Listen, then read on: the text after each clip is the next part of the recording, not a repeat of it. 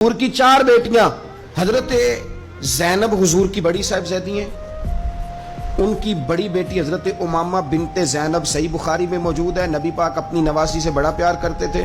हुजूर निकलने लगते नमाज के लिए तो बच्ची जिद करती, नाना मैंने नहीं जाने देना। बड़ा सियाना बंदा भी हो तो छोटे बच्चों से डरता है, छुप के बाहर निकलना पड़ता है, बच्चे नहीं निकलने देते। हालांकि बंदा किसी से नहीं डर रहा, समझदार है, पर वो कहता है इसे जरा साइड पे कर। प्यार होता है ना कि दिल नहीं।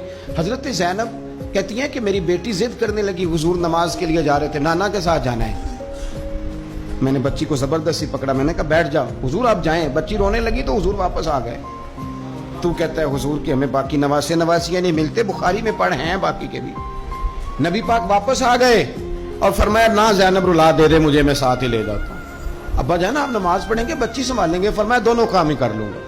हुजूर ले आए जनाब उमामा को, अल्लाह अकबर कह के नियत बांधी तो यहाँ नवासी को उठाया हुआ, गोया नमाज भी हो रही है और नवासी की दिलजोई भी हो रही है। उमामा बिनते ज़ैनब को हुजूर ने उठाया हुआ। अल्लाह के रसूल रुकू में गए तो बच्ची को खड़ा कर, शहजादी हुजूर की जुल्फों से खेलती रही, सजदे में गए तो जुल्फों से खेलती रही, हुजूर फिर उठे तो बच्ची को फिर उठा लिया। तो मेरे रसूल पाक की 4 बेटियां, मैंने कस्तन आज कुछ ऐसी रिवायात आपके सामने रखनी है जिसमें सिर्फ हजरत उस्मान गनी की शान ना हो, जनाब रुकैया का भी जिक्र हो। हुजूर ने हजरत रुकैया रसूल पाक सल्लल्लाहु अलैहि वसल्लम की दूसरी साहिबजादी, सबसे बड़ी जनाब ज़ैनब है, दूसरी रुकैया है, उनका निकाह हजरत उस्मान गनी के साथ फरमाया।